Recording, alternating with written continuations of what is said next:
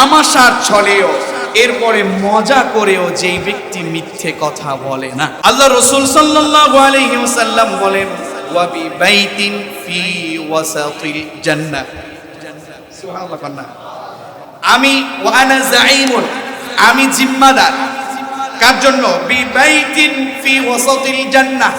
সেইটা কোন জায়গার বাড়ি জানো নাকি? এটা হচ্ছে জান্নাতের একেবারে মধ্যস্থানে, মধ্যদেশে। সুবহানাল্লাহ। জান্নাতে যদি মধ্যদেশে আপনার বাড়ি হয়, রাজত্ব তো আপনার। সুবহানাল্লাহ কইতে লজ্জা লাগে? আনা যাঈমুন বিবাইতি ফি ওয়াসাতিল জান্নাহ, আমি আল্লাহ, আমি রাসূল নিজে ওই জান্নাতের মধ্যদেশে, জান্নাতের মধ্য প্রান্তে বাড়ি বানানোর জন্য আমি রাসূল জিম্মাদার হয়ে গেলাম। সুবহানাল্লাহ। সেটাকে লিমান তারাকাল কাযিবা ওয়া ইন কানা মাযিআন, সেটা হচ্ছে ওই ব্যক্তির জন্য যেই ব্যক্তি মিথ্যা কথা তো দূরের কথা, দুষ্টুমির ছলে, তামাশার ছলেও এরপরে মজা করেও যেই ব্যক্তি মিথ্যে কথা বলে না। আচ্ছা, তামাশার ছলে মিথ্যে কথা বলে না এরকম আছে না নাই? আছে না নাই?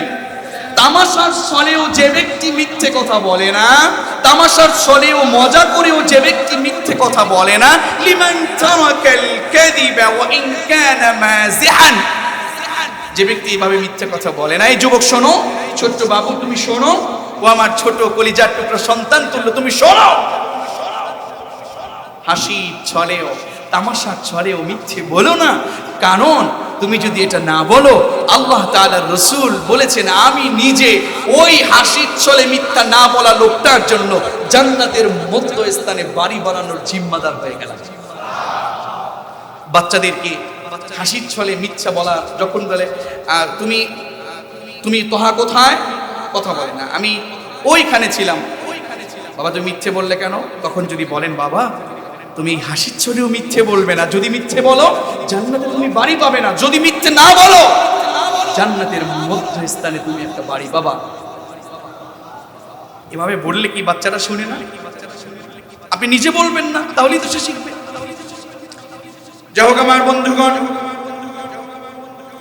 আল্লাহ রাসূল সাল্লাল্লাহু আলাইহি ওয়াসাল্লাম সুনানে আবু দাউদ হাদিসটি সহিহ সুদ্রীব 4800 নম্বর হাদিস আরো বলেন, যে ব্যক্তি আনা যাঈমুন বিবাইতিন ফি আ'লাল জান্নাহ, আমি ওই ব্যক্তির জন্য জান্নাতের একেবারে সর্বোচ্চ মাকামে বাড়ি বানানোর একটা জিম্মাদার হয়ে গেলাম।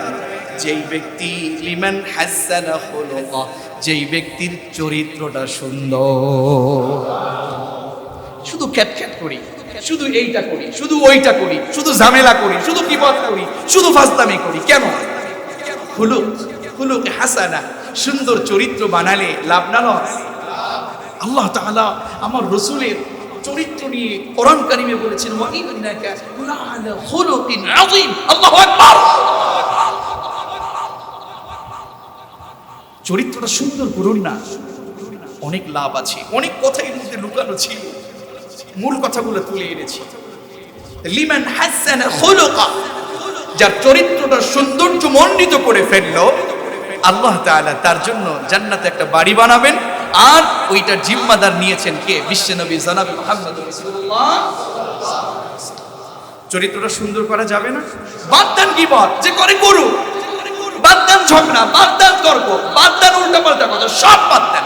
চরিত্র সুন্দর, জান্নাতে বাড়ি পেয়ে যাবো ইনশাআল্লাহ।